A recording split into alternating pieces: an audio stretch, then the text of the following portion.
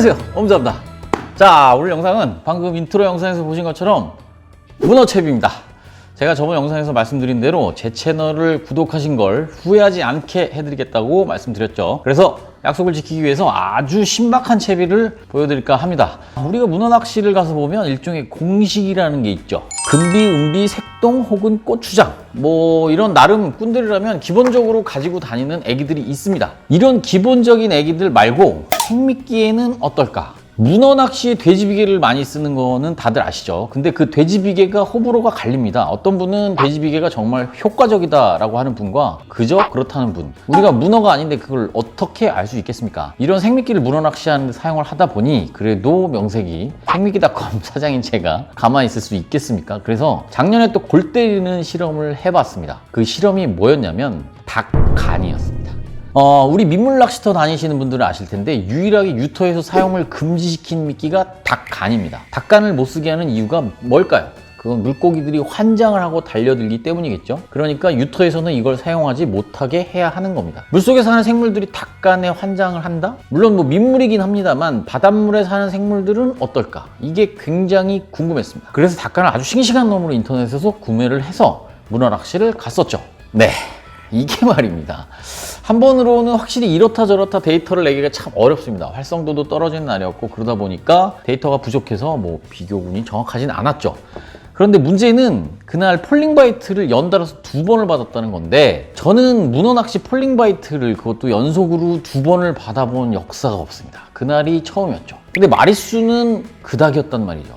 저희 배에서 15마리인가 하신 분이 계셨는데 저는 7마리밖에 못했어요. 이걸 도대체 어떻게 해석을 해야 하냐는 거죠. 자, 머릿속이 복잡해지실 필요는 없습니다. 왜냐? 이게 정말 효과가 있던 없던 그 뒤로는 안 쓰게 되더라고요. 이 닭간이라는 게요. 와, 진짜 냄새가 미끼 한번 끼우면 물티슈를 진짜 어마어마하게 쓰게 되고 그래도 막 닭간에도 냄새가 뭐 문어를 정말 많이 잡으셔야 하는 분들이 계시다면 한번 시도해 보시면 어떨까? 근데 그 어마어마한 비린내를 감내해야 된다는 거. 자, 시작은 이렇게 된 겁니다. 많은 분들이 아시겠지만 이제 제 실험정신, 제가 또 한 실험정신 하지 않습니까? 그때부터 또 문어가 좋아하는 게 뭐가 있지? 여러 자료들을 찾아보던 중 어느 유튜브를 보는데 물속을 촬영하시는 분이었거든요. 이게 스쿠버는 아니었고 어쨌든 물속을 촬영하시는 분이었는데 그분이 그러시는 거예요.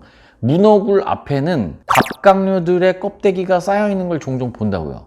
그리고 유튜브 영상에서 문어가 개를 덮치는 영상을 심심치 않게 볼 수 있습니다. 지금 이 사진은 내셔널 지오그래픽에서 소개한 문어가 개를 엄청나게 빠른 속도로 덮치는 영상의 일부분을 캡처한 사진이고요.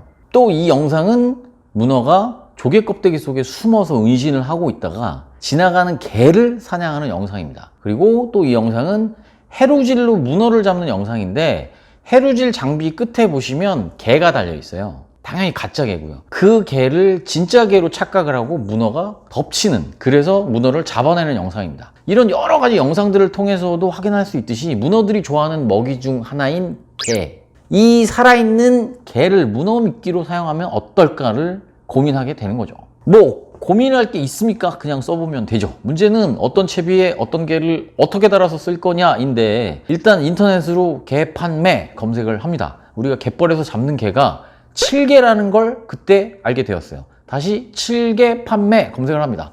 여러 판매점에 전화를 하죠. 배송은 언제 옵니까? 살아있는 개를 보내주시는 게 맞나요? 사이즈는 어떻게 되나요? 얼마나 살아있나요? 몇 마리나 되죠? 뭐 상담하시는 아주머니 아저씨들이 아주 그냥 뭐 개짜증을 내십니다. 뭐 그래도 어쩌겠습니까? 궁금한데요. 그리고 또 이렇게 여러분들께 소개를 해드려야 하고 소개해드리면 또 주문으로 이어지는 경우가 많지 않겠습니까? 그래서 사용해도 되겠다 싶어서 주문을 했습니다. 인터넷으로 12,900원에 1kg 배송이고요. 배송비가 별도입니다. 그러니까 한 16,000원 정도 하는 거죠. 스티로폼 박스에 아이스팩 넣어서 다음날 바로 배송이 되고요. 저 같은 경우는 바닥에 정수기물을 살짝 깔아서 보습을 유지하게 하면서 아이스팩이 있는 상태로 냉장고에서 3일을 냅둬봤고요. 그 정도에서 대부분이 살아 있었습니다. 다만 3일이 지나서인지 조금 이제 비실비실 거리기는 했는데 확실히 살아는 있었습니다. 자, 살아있는 개는 구했고 그럼 이걸 어디에 어떻게 걸어야 안 죽고 오래 살면서 이 개를 덮치는 문어를 잡아낼 수 있을까? 그래서 제가 3D 프린터를 이용해서 개 지게를 만들어 봤습니다. 자, 바로 요 녀석인데요. 이 개가 진보다리를 지고 문어를 사냥을 하러 가는 거죠.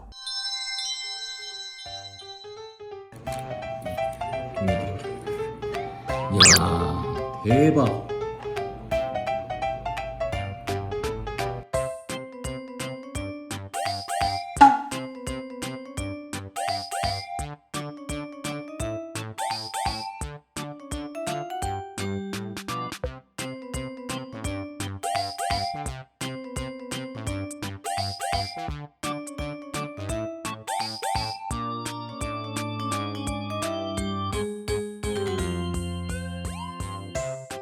요 앞부분에 돌기를 만들어서 개 바닥면에 울퉁불퉁한 부분이 돌기에 걸려 움직이지 않게끔 해준 거고요.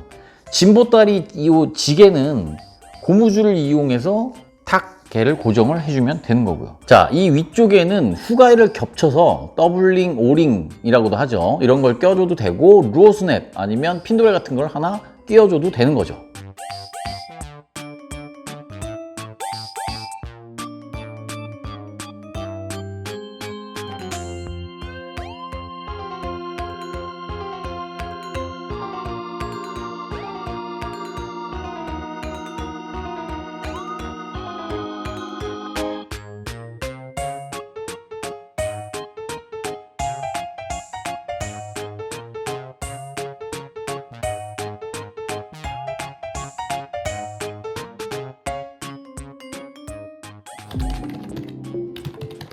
자, 문제는 이렇게 정말 너무나도 아름답게 끼워진 이 녀석이 문어가 과연 물어줄까 하는 겁니다. 그래서 저희 카페 회원분들 5명, 저까지 6명에서 진해까지 가갖고 돌문어 낚시를 하고 왔습니다. 결과가 어땠냐고요? 처음에 개를 단 사람한테 확실히 먼저 입질이 오는 느낌이 들었습니다. 근데 문제는 사이즈가 좋은 녀석이 거의 다 올라와서 2번이나 빠지는 불상사가 일어나고 말았습니다. 중간중간 이제 저희 카페 스태프분과 동출하신 분과 이런저런 의견을 나누면서 보완할 점이 없는가에 대한 이야기를 했는데요. 자, 결과는 이렇습니다. 물론 뭐 제 뇌피셜이니까 참고해 주셨으면 좋겠고요. 확실히 반응은 빨리 오는 것 같다는 느낌은 딱 받았습니다. 다만 바닥 걸림에는 뭐 말씀을 안 드려도 아시겠죠. 이게 그날 진해에서 거제를 지나서 홍도 앞을 포함해서 그쪽 부근에서 낚시를 했는데 개를 달았던 채비뿐만 아니라 애기만 달았던 채비들도 걸리면 무조건 원줄이 터지는 바닥이었습니다. 바늘이 펴지면서 빠진 적은 거의 없었기 때문에 뭐 이 채비 때문에 밑걸림이 더 심하다라는 말씀은 드리기가 어려울 것 같습니다. 다만 애기 바늘이 껴서 펴지면서 올라올 것도 이 채비가 걸리면 그건 조금 어려울 것 같은 건 사실이겠죠. 두 번째, 요 끝에 훅 아이에 이제 오링, 핀도레, 루어 스냅 등으로 걸어서 얘가 이렇게 꺾여 있다가도 이렇게 당겨지면 바늘이 똑바로 서기 때문에 바늘이 틀어지는 일은 없겠다라는 생각이 들었지만 이게 이쪽으로 부하가 걸렸을 때 이야기지 바늘이 틀어진 상황에서 개만 하나 달려있는데 이게 바늘이 똑바로 돌아오지는 않더라 라는 결과값을 얻었습니다. 세 번째, 이 바늘에 몸통이 정확히 후킹이 돼서 올라오면 모를까 다리 끝부분이나 그런 데 걸려갖고 올라오다 보면 특히나 이제 큰 녀석들은 물의 저항을 엄청 받을 텐데 이 바늘 하나로는 물의 저항을 못 이기고 살이 찢어지면서 빠지지는 않았을까. 그래서 사이즈가 좋았던 놈들이 설 걸렸을 때 올라오다가 2번 정도 빠진 게 원인이 아닐까 싶은 생각을 했습니다. 그래도 이번 출조에 오전 동안 채비 테스트를 하면서 2마리의 문어를 7개 채비로 잡아냈고요. 빠진 게 한 4, 5번 정도가 있었습니다. 그건 7개 채비여서 빠졌다기보다 그날 유독 랜딩 중에 빠진 녀석들이 좀 많은 편이었고 그 중에 한두 마리는 뭐 7개 채비 바늘에 설 걸려서 일 수도 있겠죠. 정확하게 사실만을 말씀드리는 겁니다. 그래서 제가 실패한 요인을 분석하고 보완한 게 바로 요 녀석입니다. 이거는 이제 훅 아이 쪽에 딱 맞는 캡을 딱 씌워줌으로써 바늘이 돌아가는 현상을 거의 잡았고요. 채비는 기존 채비보다 기존 채비 위에 한 10cm 정도 위에 달아주는 것이 밑걸림에서 조금이나마 안전할 수 있을 것 같다는 생각이 들었습니다. 그리고 개만 단독으로 사용하는 것보다 애기와 혼용해서 사용함으로써 이제 금비, 은비나 이런 색감을 개가 표현하지 못하는 한계를 극복할 수 있을 것 같고, 그리고 애기들이 10cm 정도 아래에 달리면서 어시스트 훅 역할을 해주지 않겠는가 하는 생각을 해봤습니다. 그래서 제가 최종적으로 만들어 본 채비가 바로 이 녀석입니다. 지금 요거는 축광 튜브가 들어갈 텐데 그게 없어서 수축 튜브를 일단 넣어 봤고요. 요거 이제 축광 튜브라고 보시면 되겠습니다.